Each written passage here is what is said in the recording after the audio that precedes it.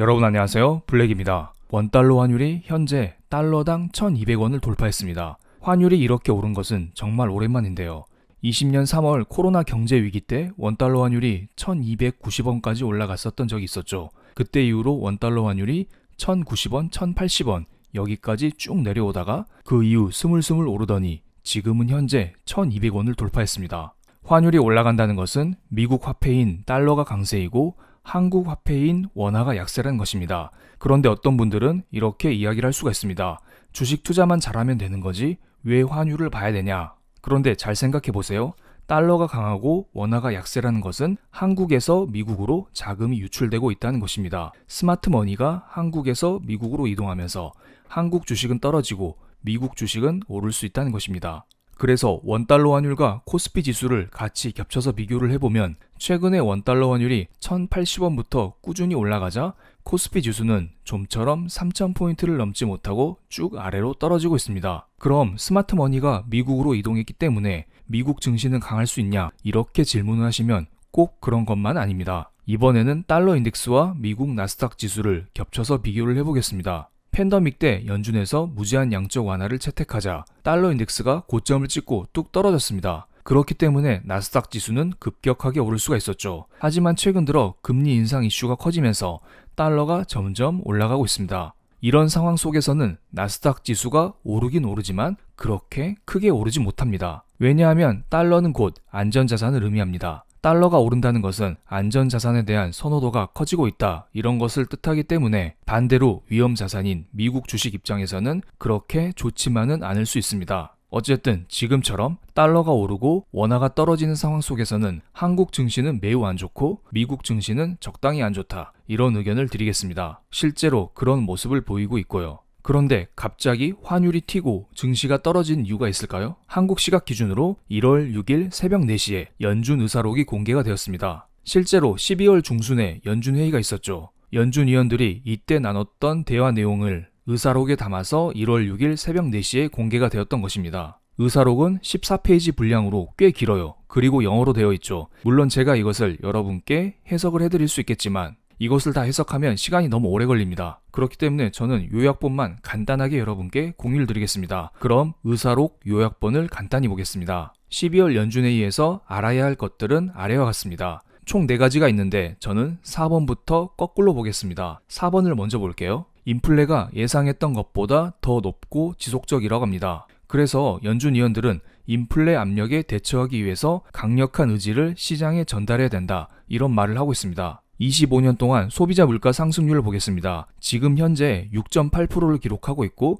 25년 동안 최고치를 기록하고 있습니다. 이러한 소비자 물가 지수가 내려갈 생각이 전혀 없어요. 연준이 지금 인플레와 권투를 하고 있습니다. 그런데 인플레라는 상대를 향해서 지금까지 잽을 계속 날리고 있습니다. 그런데 인플레라는 상대가 쓰러지지 않아요. 그래서 연준은 이렇게 생각을 한 것입니다. 이거 잽만 날리면 안 되겠구나. 좀 더 강력한 한 방이 필요하겠구나. 그래서 그 한 방을 지금부터 설명을 드리겠습니다. 3번을 보시면 지금 인플레가 매우 높기 때문에 금리 정상화에 대해서 속도를 내야 된다 이런 말을 하고 있습니다. 금리 인상을 서둘러야 된다는 것입니다. 페드 와치에 따르면 3월달 금리 인상 확률이 69.8%까지 올라간 상태입니다. 이게 일주일 전만 해도 50%대였었는데 금리 인상 확률이 의사록 공개 이후에 갑자기 올라갔습니다. 그리고 연준은 대차 대조표도 축소해야 된다라고 말하고 있습니다. 대차 대조표는 쉽게 말씀드리면 연준의 유동성 축소를 말하는 것인데요. 연준은 지금까지 돈을 찍어내어서 이 돈을 가지고 시중에 있는 국채를 매수했습니다. 이렇게 매수한 국채가 연준의 대차 대조표로 쌓이는 것입니다. 그런데 여기에서 대차 대조표를 축소한다는 것은 연준이 보유하고 있는 국채를 시장에 매도한다는 것입니다. 국채를 매도하고 시장에 있는 현금을 회수한다. 이렇게 보시면 됩니다. 그래서 1번과 2번을 동시에 보겠습니다. 대차 대조표 축소 시점은 지난번 때보다 금리 인상 시점에 가까울 것, 여름 전에 가능하다고 합니다. 최대한 빨리 한다는 것이죠. 그리고 이것에 대해서 거의 모든 연준 위원들이 동의했다고 합니다. 대차 대조표 축소 시기도 충격적인데 많은 사람들이 여기에 동의했다는 것에 더더욱 충격을 받았습니다. 실은 파월 연준 의장이 12월 연준회의 인터뷰 자리에서 대차 대조표를 논의했다고 이미 인정한 상태입니다. 그런데 이 자리에서는 그냥 논의만 했다, 이렇게 슬쩍 이야기를 했었는데, 이번 의사록을 자세히 까보니까 대차 대조표 축소 시점을 생각보다 더 빨리 가져갈 수도 있겠네요. 2008년 서프라임 경제 위기 이후 대차 대조표를 살펴보겠습니다. 이때 당시에는 14년 1월 달에 테이퍼링을 시작했고 15년 12월 달에 금리를 인상했습니다.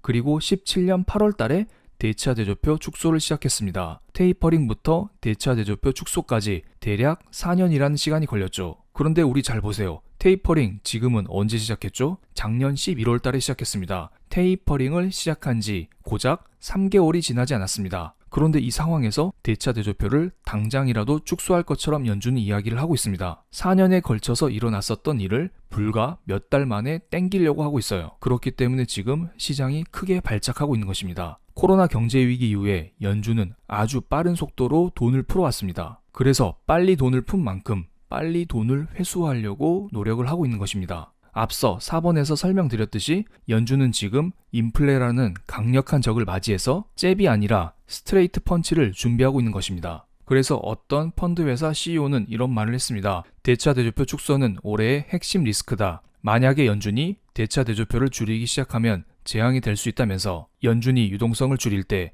주식시장에 있고 싶지 않을 것이라고 지적을 했습니다. 지금 연준의 대차 대조표는 8.8조 달러입니다. 그런데 이 상황에서 금리를 올리고 대차 대조표를 줄이기 시작하면 본격적으로 긴축을 하게 되는 것입니다. 원투펀치를 모두 다 날리는 꼴이 됩니다. 그런데 일각에서는 이런 의견도 있습니다. 과연 연준이 대차 대조표를 얼마나 줄일 수 있을까? 실제로 2017년, 18년 대차 대조표를 축소했을 때 연준은 6천억 달러만 줄이다가 대차 대조표 축소를 중단했습니다. 이때 당시 연준이 긴축 정책을 쓰니까 증시가 발작하고 난리가 아니었습니다. 과거 트럼프와 파월 연준장이 계속해서 싸웠던 거 기억하시죠? 이때부터 시작된 일이었습니다. 그럼 이번에는 8.8조 달러까지 늘어난 연준의 대차 대조표를 과연 얼마나 줄일 수 있을까? 많이 줄여봤자 과거 수준밖에 줄이지 못한다, 이렇게 말하는 분들도 매우 많습니다. 파란색 연준의 자산과 검은색 미국의 다우 지수를 비교해보면 테이퍼링을 시작할 때부터 대차 대조표를 줄일 때까지 미국 증시는 꾸준히 상승하는 모습을 보이고 있습니다. 그런데 그 중간중간마다 증시에 큰 조정이 있어 왔었죠. 연준이 유동성을 줄인다니까 시장은 깜짝깜짝 놀라는 것입니다. 그런데 잘 보세요. 테이퍼링을 시작했던 시점, 그리고 금리 인상을 시작했던 시점이 바로 여기입니다. 그때마다 시장은 깜짝깜짝 놀람을 보였었죠. 그런데 테이퍼링과 금리 인상에 시장이 적응하자 그 이후 미국 증시는 꾸준히 오르는 모습을 보여줬습니다. 그리고 나서 연준이 대차 대조표를 줄인다, 금리 인상을 추가로 한다, 이런 말을 하니까 미국 증시가 이런 식으로 미친 듯이 춤을 췄습니다. 하지만 이러한 출렁임이 끝나자 미국 증시는 곧바로 반등을 하기 시작했죠. 이때도 신고가를 경신했습니다. 하지만 코로나 경제 위기 때 이런 큰 하락이 나오기도 했었죠. 제가 드리고 싶은 말씀은 이겁니다. 지금 미국 증시가 출렁인 구간은 맞습니다만 길게 따지고 보면은 우상향의 일부다, 이렇게 생각을 하시면 될 것 같습니다. 그리고 연준의 통화 정책을 결정하기 위한 하나의 요소가 더 있습니다. 이것을 체크해 보겠습니다. 며칠 전에 미국의 ISM 제조업 PMI가 발표됐습니다. 11월 달 제조업 지수는 61.1, 12월 달 예상치는 60.0이었고, 그런데 실제로 12월 확정치는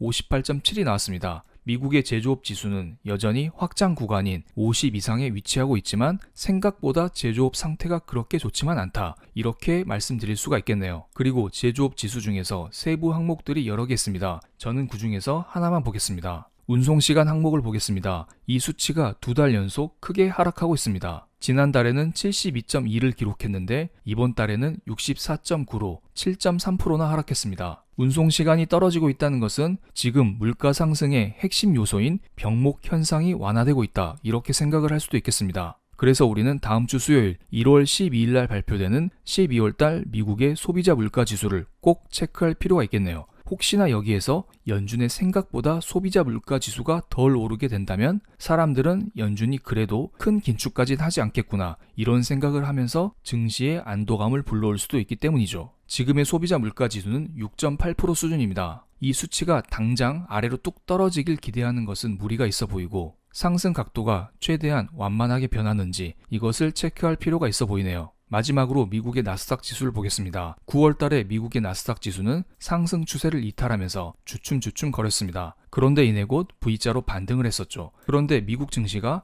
과거에 상승 추세선 위로 안착을 하지 못했습니다. 그 다음부터 아래에서 출렁출렁거리면서 움직이고 있는데요. 지금처럼 연준의 발톱이 드러난 상태에서는 미국 증시가 생각보다 크게 오르지 못할 수 있습니다. 하지만 이것을 본격적인 하락의 시작이다, 파티의 끝이다, 이렇게 보지 마시고 연준의 통화정책 변경에 있어서 겪어야 하는 필수적인 소음이다, 이렇게 보시면 될 것 같습니다. 그럼 오늘 영상 여기서 마치겠습니다. 감사합니다.